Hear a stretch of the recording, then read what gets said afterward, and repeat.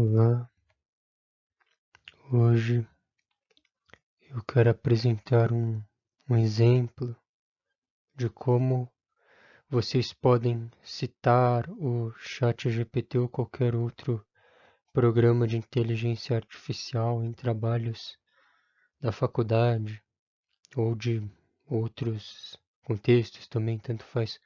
Mas aqui eu coloquei trabalhos acadêmicos porque quem tem aula comigo já sabe que eu estou sendo chato com esse aspecto da citação, porque é muito importante no, no, nos trabalhos que a gente dê o devido crédito, ainda que seja para algo que não é humano.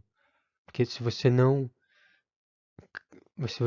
criou a ideia, você precisa fazer referência à fonte, de onde você tirou. Então, algumas pessoas que têm aula comigo estão um pouco chateadas que eu estou mandando fazer de novo o trabalho, que estou sendo chato, rigoroso, mas é por uma questão ética. É necessário que vocês tenham esse cuidado. Então, aqui eu vou mostrar um exemplo de como eu aceitaria um trabalho. Então, não é nada contra o usar a tecnologia. Vocês podem usar, mas tem que ser de um modo honesto. E eu vou mostrar um exemplo que eu não prejudicaria na nota é, por conta do uso. Aqui, ó, segue um exemplo de uso honesto que não me faria descontar uma nota por plágio, porque esse é o problema.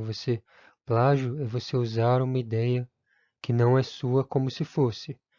Então, eu acho que é pior do que o plágio, talvez só quando a pessoa paga alguém para fazer o trabalho para ela, ou quando a pessoa aceita receber dinheiro para fazer por outra pessoa.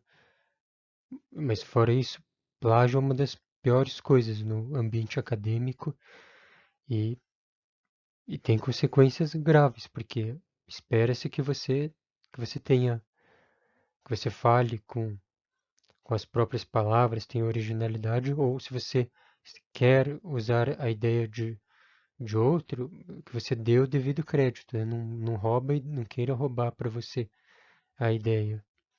Então aqui um exemplo, um trabalho. Então eu passo muitos trabalhos assim de reflexão e um exemplo é que eu tive essa ideia montando uma aula de antipsicóticos e esquizofrenia é um dos tipos mais comuns de psicoses. E quando eu estava montando, fiquei mesmo com essa dúvida, né? Por que que geralmente só aparece na adolescência? Por que não antes? E então poderia ser uma pergunta de questão de trabalho. Reflita sobre as possíveis razões de por que a esquizofrenia geralmente se inicia na adolescência. Então, aí você, sei lá, não sei responder, não sei por onde começar. Aí você vai lá e joga no chat GPT. É o que boa parte dos estudantes tem feito hoje em dia. Qualquer trabalho joga no chat GPT e pega a resposta, copia e cola. Então, esse é o problema. Você copiar e colar como se fosse sua. Assim eu não aceito, eu mando fazer de volta. Como que eu aceitaria? Honestidade, é só você reconhecer que você fez isso, que você pegou, consultou e aí você dá o crédito. Só isso que eu quero.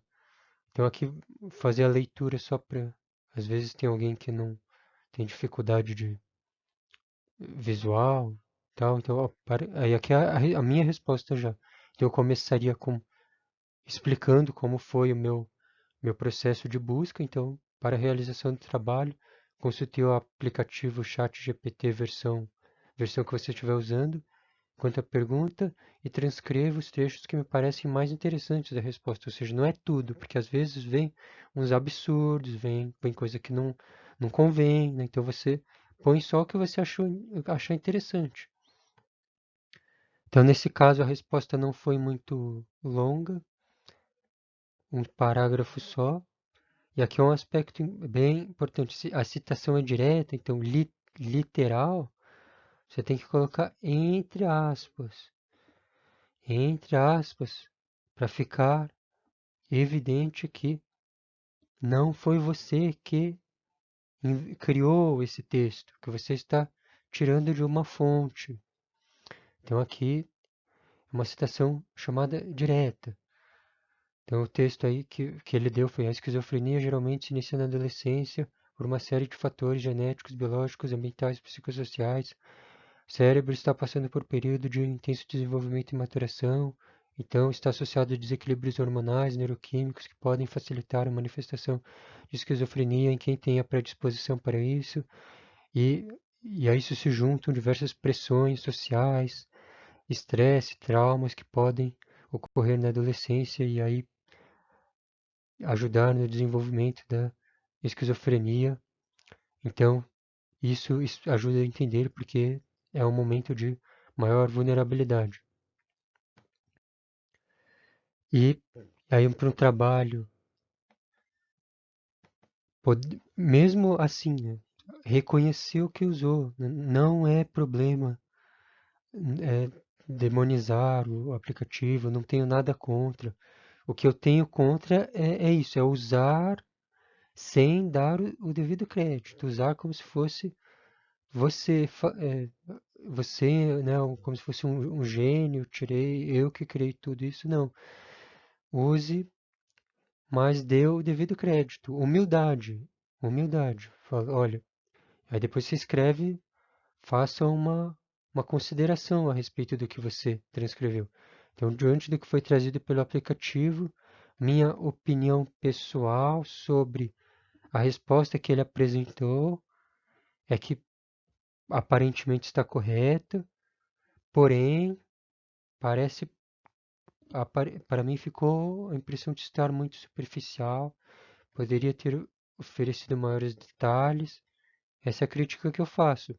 Ou você poderia ter falado, não, estou plenamente satisfeito com a resposta que foi dada, não acrescentaria em nada. Só isso. Eu ficaria satisfeito. Se a minha pergunta fosse só essa, seria suficiente. Pô, tirou nota, passou. Agora, usar a resposta de outro ente, né? Ainda que seja um robô, um aplicativo, como se fosse sua, isso eu não aceito. Joga a nota lá embaixo, porque por uma questão ética.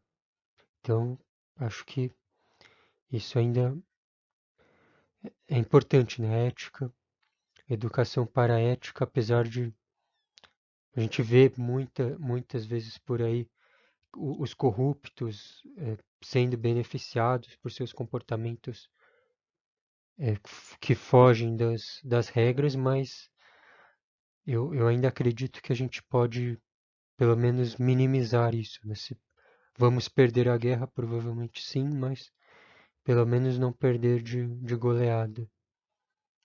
É aquilo, se não pode vencê-los, junte-se a eles. Eu penso de outra forma. Então, eu fico à disposição, espero ter ajudado um pouco. Obrigado.